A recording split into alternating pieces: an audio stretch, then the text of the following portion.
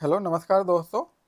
आज हम शुरू करने वाले हैं अपने टॉपिक वाइज रिवीजन करेंगे, जिसमें हम पहले थ्योरी का किया करेंगे और उसके बाद में कुछ इम्पोर्टेंट क्वेश्चन आंसर भी उसके हम सोल्व करेंगे।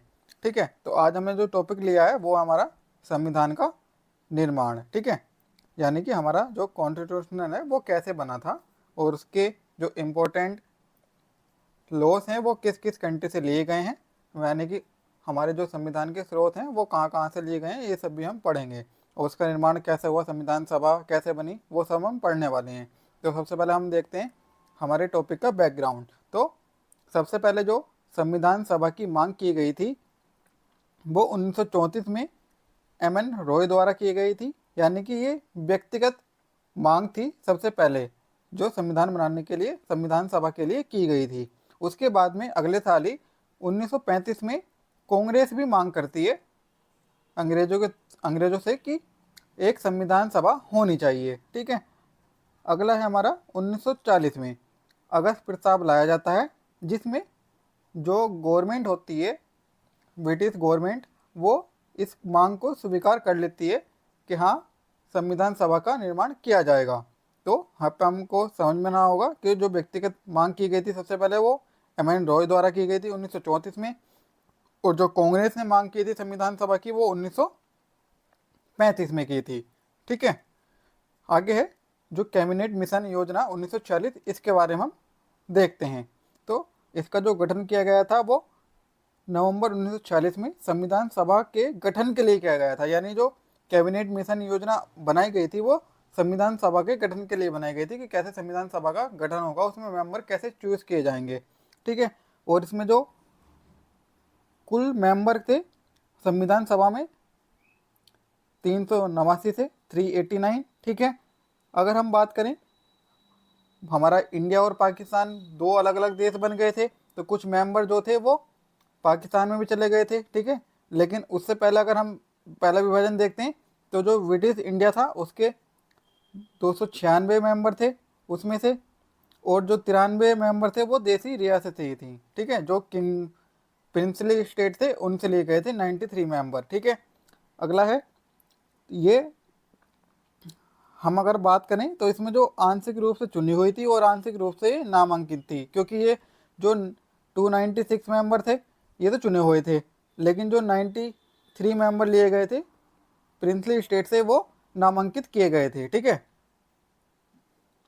तो इसकी जो पहली बैठक हुई थी वो कब हुई थी, तो किसकी बैठक हो की बात कर रहे हैं हम, संविधान सभा की। तो सबसे पहले जो बैठक हुई थी वो 9 दिसंबर 1946 को हुई थी। कब हुई थी, 9 दिसंबर 1946 को। ठीक है, और इसमें कितने मेंबर प्रेजेंट थे, तो 211 मेंबरों ने इसमें भाग लिया था, और जो मुस्लिम लीग थी उसने इसका बहिष्कार किया था, यानी कि वो बैठक में शामिल नहीं हुआ थे। और जो इसके अध्यक्ष बने थे, अस्थायी अध्यक्ष बोलते हैं उनको संविधान सभा के पहले, वो डॉक्टर सच्चिदानंद सच्चिदानंद सिन्हा थे। ठीक है, डॉक्टर सच्चिदानंद सच्चिदानंद सिन्हा। अगला है हमारा जो इसका एक इम्पोर्टेंट पॉइंट ये है कि फ्रांसीसी प्रथा का पालन करते हुए वह सबसे उम्र दराज मेंबर थे जिन्हें अध्यक्ष चुना गया था। कौन, डॉक्टर सच्चिदानंद सिन्हा जी। ठीक है, अगला पे हम देखते हैं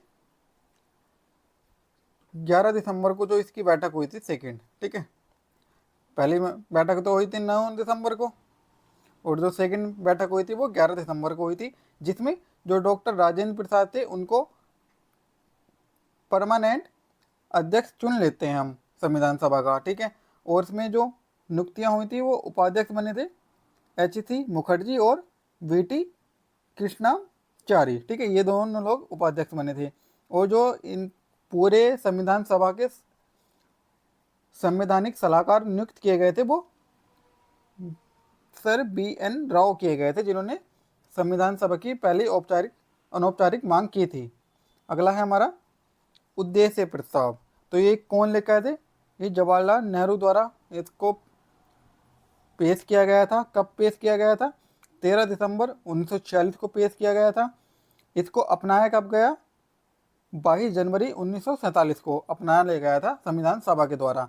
ठीक है, और मैं आपको बताऊं ये था क्या, तो उद्देश्य प्रस्ताव में ये मोटा मोटा एक हम ऐसा बोल सकते हैं कि पूरे संविधान की एक रूपरेखा तैयार की गई थी और उसका नाम रखा गया था उद्देश्य प्रस्ताव। ठीक है, तो संविधान की दार्शनिक नींव रखी गई थी, इसका संशोधित रूप ही आज प्रस्तावना है।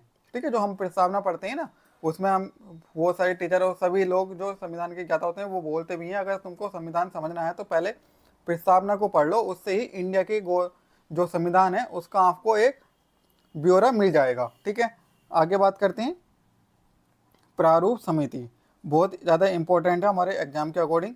ठीक है, इसके जो अध्यक्ष थे वो डॉक्टर BR अम्बेडकर जी थे और इसके जो मेंबर होते हैं उनका भी नाम बहुत बार एग्जाम में आया है।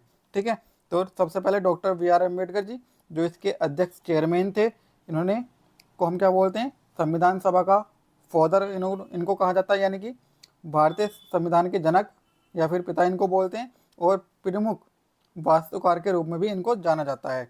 जो गठन हुआ था इसका प्रारूप समिति का वो 29 अगस्त 1947 को किया गया था। इनका काम क्या था, पूरे संविधान में जो भी ड्राफ्टिंग काम होना है वो यही करते थे। ठीक है, तो सबसे मेन काम इनका ही था। तो इसमें जो मेंबर थे वो 7 मेंबर थे। सबसे पहले डॉक्टर BR अम्बेडकर जी जो इसके चेयरमैन थे, फिर थे N गोपाल स्वामी अयंगर, ठीक है, अल्लादादी कृष्णा स्वामी अय्यर, डॉक्टर MK मुंशी इसके भी मेंबर थे। ठीक है, और मोहम्मद सलाउद्दीन वो भी थे, सादुल्ला और N राव ये भी इसके मेंबर थे, लेकिन इन्होंने VL मित्तर की जगह ली थी, जिन्होंने मतलब कि इन्होंने कहा था कि स्वास्थ्य खराब होने के कारण इन्होंने मित्तर जी की जगह ले ली थी। और 7 थे TT कृष्णाचारी, क्योंकि DP खेतान की जगह इन्होंने ली थी जिनकी 1948 में डेथ हो गई थी। अगर हम बात करें जो हमारा संविधान था वो कितने दिनों में बन के तैयार हो गया था, तो 2 वर्ष 11 माह 18 दिन में पूरा बन के तैयार हो गया था हमारा संविधान। बेसिक सी नॉलेज है ये, कई बार आ भी जाता है एग्जाम में। ठीक है, तो टोटल अगर हम इसके पॉइंट को जिक्र करें तो इसमें 11 सेशन हुए थे संविधान को बनाने के लिए संविधान सभा के। ठीक है, और कुल 141 दिनों तक बैठकें हुई थी और जो अनुमानित खर्च है इसमें 64 लाख का आया था संविधान को बनाने में। ठीक है, अगला है हमारा जो अगर हम टाइमलाइन पर बात करते हैं जो इम्पोर्टेंट हमारे एग्जाम के अकॉर्डिंग होती हैं, तो सबसे पहले 22 जुलाई 1947 को हमारा जो नेशनल फ्लैग है उसको अपनाया गया। ठीक है, 26 नवंबर 1949 को संविधान को अपनाया गया और अधिनियमित किया गया था। ठीक है, लागू नहीं किया गया था, अपना लिया गया था। अगला हमारा 24 जनवरी 1950, तो अंतिम बैठक हुई इस दिन। राष्ट्रगान और राष्ट्रगीत को 24 जनवरी को ही अपनाया गया था, यानी कि 26 जनवरी से 2 दिन पहले। और 26 जनवरी 1950 को तो हमारा संविधान पूरी तरीके से पूरे कंट्री में लागू हो गया था। ठीक है, दोस्तों इंपॉर्टेंट फैक्ट हैं लेकिन सॉरी ये दिख नहीं पा रहे। ठीक है, तो मैं ऐसे ही बोल के बता देता हूँ। तो जो संविधान को लिखा था इंग्लिश में वो प्रेम बिहारी नारायण राय यादव द्वारा लिखा गया था, और जो हिंदी में इसका लेखन किया गया था वो वसंत कृष्ण वैद्य जी ने किया था। और जो इसमें कलाकार थे वो नंदलाल बोस और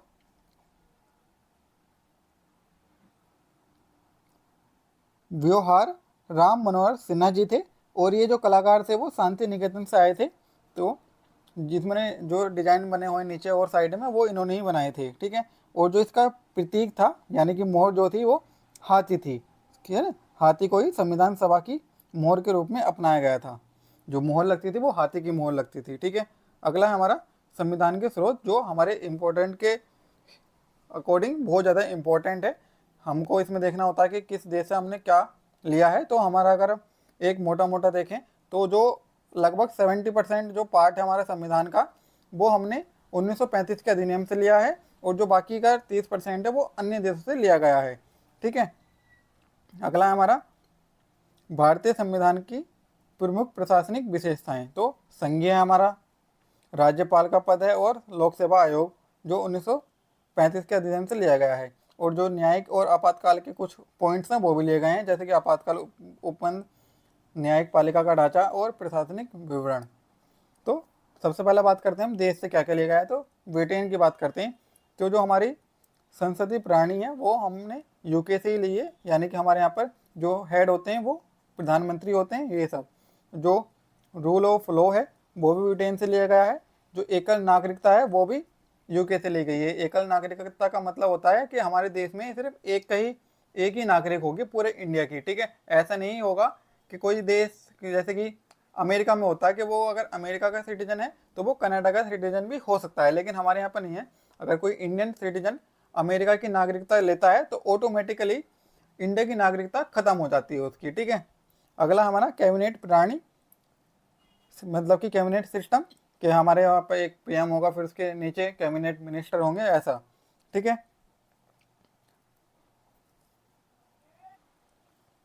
अगला है हमारा यूके से, सॉरी यूएसए से हमने क्या क्या लिया है। तो जो हमारे फंडामेंटल राइट्स हैं वो यूके से लिए, सॉरी यूएसए से लिए गए हैं।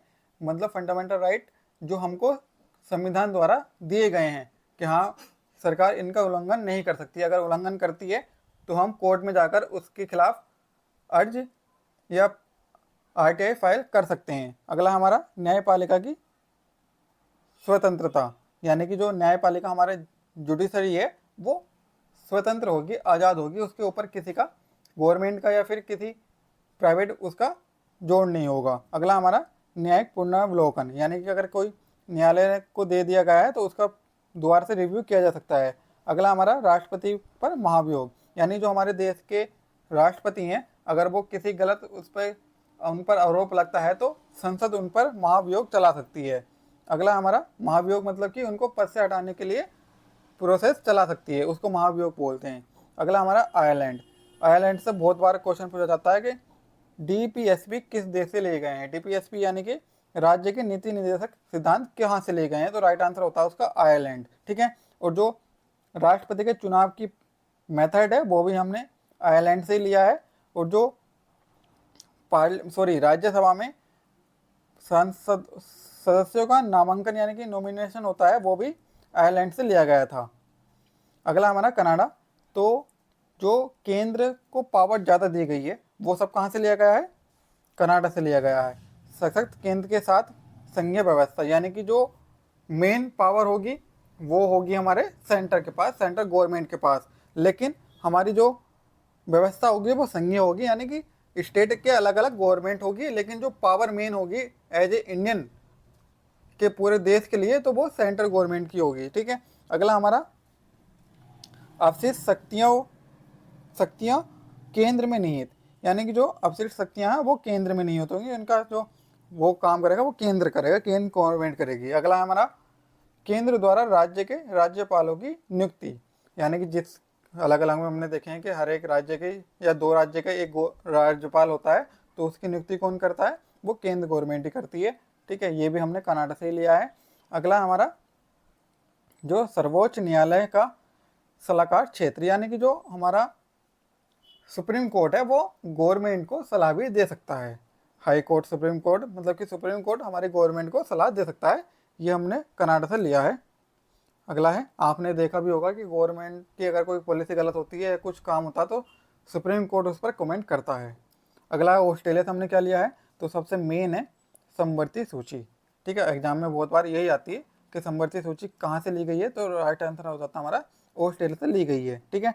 तो और जो लिया गया है व्यापार वाणिज्य और समागम की इंडिपेंडेंट, वो भी हमने ऑस्ट्रेलिया से ली है। और जो एक तुमने देखा होगा कि जो जॉइंट सिटिंग होती है पार्लियामेंट में, वो कहाँ से लिया गया हमने, वो भी ऑस्ट्रेलिया से लिए, यानी कि संयुक्त बैठक का जो कॉन्सेप्ट लिया गया है वो भी ऑस्ट्रेलिया से लिया गया है।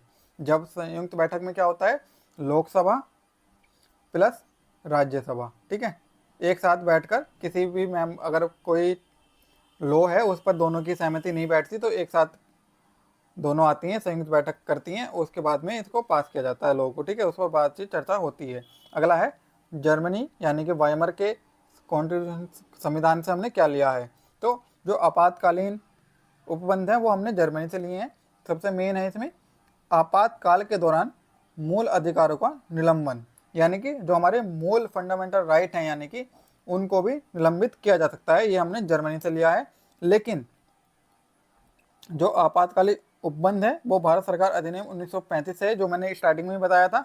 लेकिन जो आपातकाल के दौरान मूल अधिकारों का निलंबन है वो जर्मनी से लिया गया है। ठीक है, दोनों में अंतर समझ लेना यही। ठीक है, जो उपबंध है वो 1935 से लिए गए हैं, लेकिन जो आपातकाल के दौरान मूल अधिकारों को निलंबित किया जाता है वो सब जर्मनी से लिया गया है। लेकिन कौन से आर्टिकल हमारे जो निलंबित नहीं होते वो आप कमेंट में बताना। ठीक है, अगला हमारा रूस से क्या लिया है, तो सबसे मेन है रूस हमारा फ्रेंड है, तो हमने अपना कर्तव्य निभाता है। तो मूल कर्तव्य हमने कहाँ से लिए हैं, रसिया से लिए हैं। जबकि जो अमेरिका है वो अपने राइट्स की बात करता है, तो हमने जो राइट्स लिए हैं फंडामेंटल राइट्स वो अमेरिका से लिए हैं। दोनों में कन्फ्यूज नहीं करना। ठीक है, अगला हमारा जो प्रस्तावना में सामाजिक, आर्थिक और राजनीतिक लिए गए हैं, ये वर्ड जो लिए गए हैं वो भी रूस से लिए गए हैं। अगला हमारा फ्रांस, तो फ्रांस से हमने लिया है गणतंत्र के आदर्श। ठीक है, और सबसे मेन जो इम्पोर्टेंट चीज़ है हमारे एग्जाम के अकॉर्डिंग वो है हमारा जो हमारे प्रेम्बल में यानी कि प्रस्तावना में स्वतंत्रता, समानता और बंधुत्व के आदर्श यानी कि ये वर्ड जो लिए गए हैं वो हमने फ्रांस से ही लिए हैं।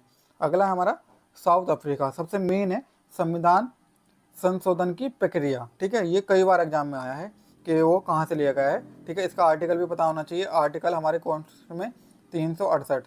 ठीक है, इसके द्वारा हम संविधान संशोधन करते हैं। तो ये कहाँ से लिया, हमने साउथ अफ्रीका से लिया है। ठीक है, और जो राज्यसभा के सदस्य का इलेक्शन होता है वो भी हमने साउथ अफ्रीका से लिया है।